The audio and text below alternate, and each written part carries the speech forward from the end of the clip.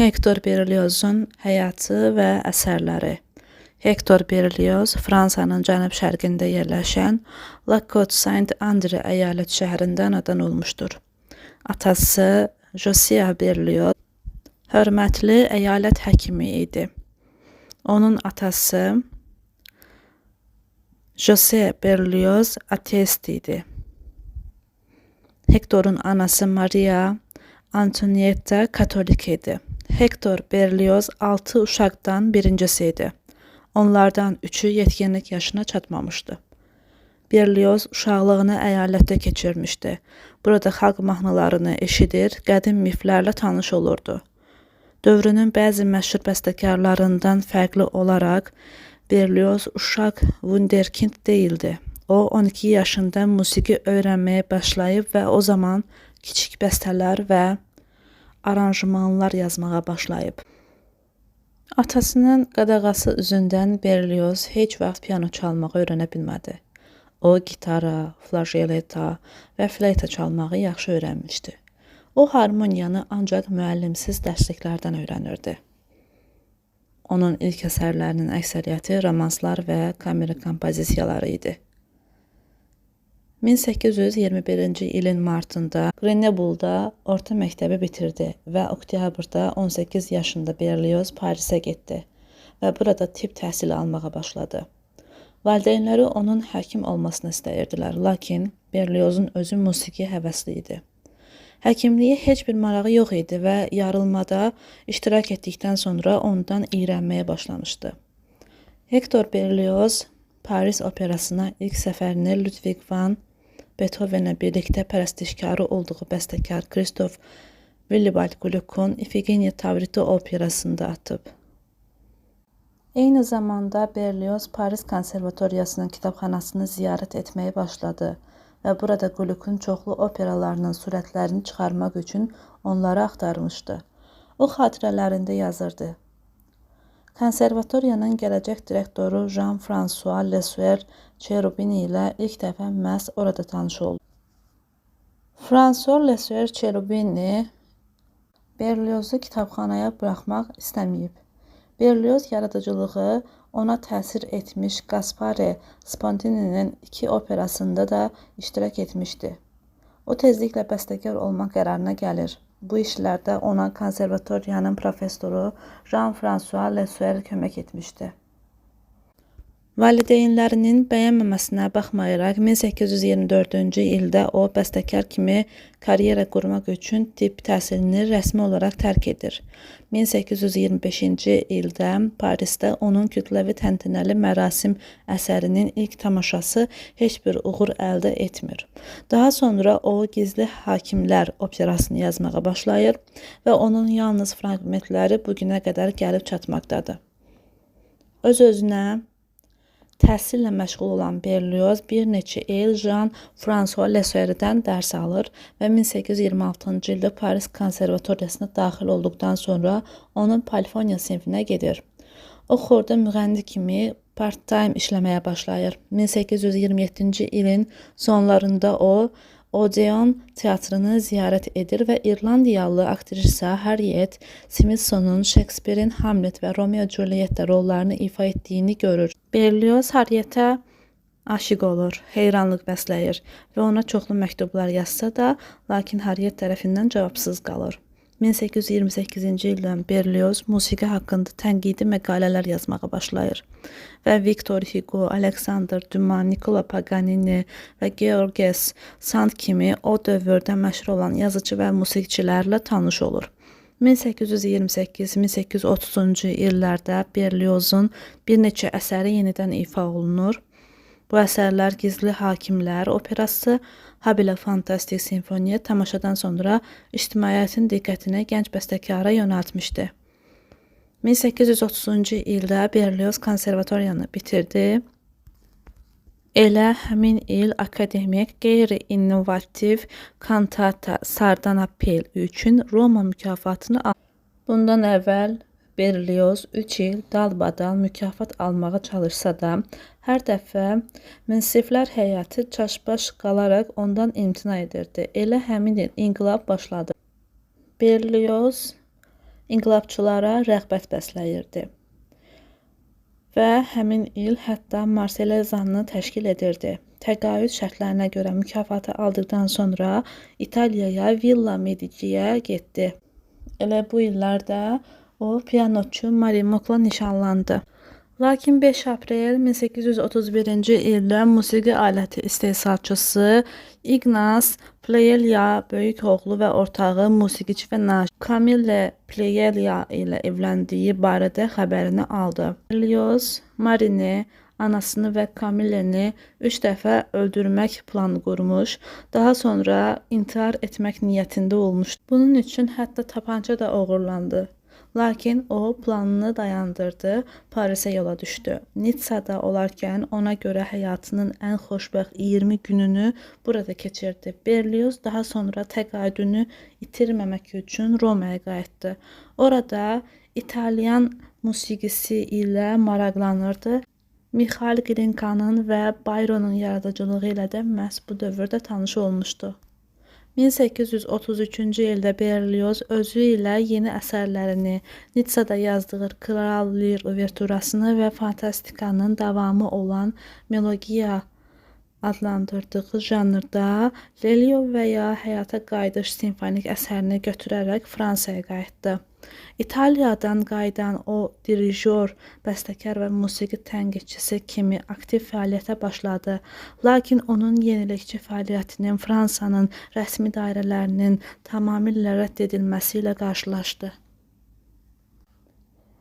Parisdə Hector Berlioz Harriet Smithson ilə romantik münasibətə başladı və onlar 2 oktyabr 1833-cü ildə evləndilər. Növbəti il onların ilk övladı Louis Thomas Berlioz dünyaya gəldi, lakin tezliklə Hector və Harriet arasında ailədə münaqişələr başladı və 1840-cı ildə onlar ayrıldılar.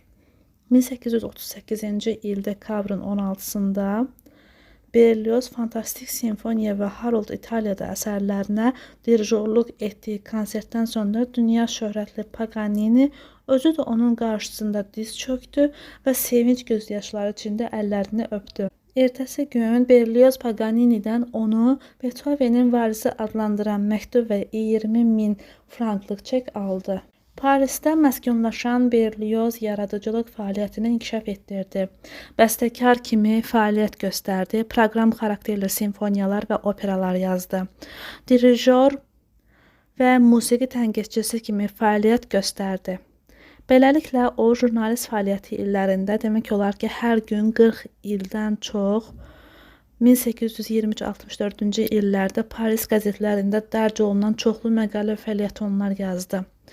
Berlioz musiqinin təbiət səslərini təqlid etməklə dinləyiciyə təsir etmək hüququnu inkar etmir, lakin bu təsir növünü musiqi sənətinin digər imkanlarından aşağı hesab edirdi.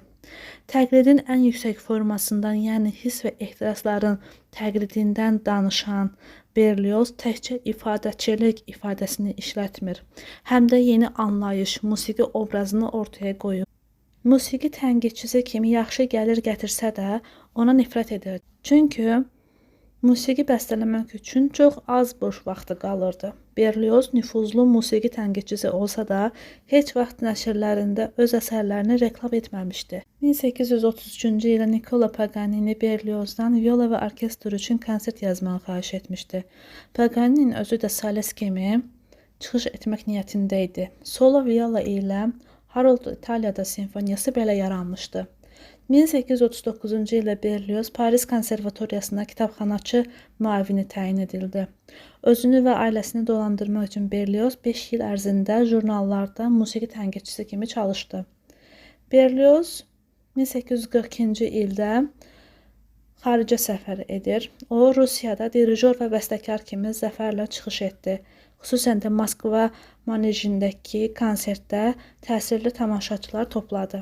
1847-ci ildə Rusiyada olarkən o əvvəllər bəstələnmiş fantastik simfoniyanı İmperator 1. Nikolaya həsr etdi. Onun Sankt-Peterburq və Moskvada dirijor kimi çıxışları alqışlarla müşayiət olundu və maliyyə baxımından gözləntidən daha çox gəlir gətirdi. 1850-ci ildə Berlioz Paris konservatoriyasının baş kitabxanaçısı oldu. 56-cı ildə Berlioz Rəssamlıq Akademiyasının üzvü təyin edildi. 1860-cı illərdə Berlioz məqalələr toplularını, eləcə də memuarlarını nəşr etdirdi. Berliozun simfonizmi.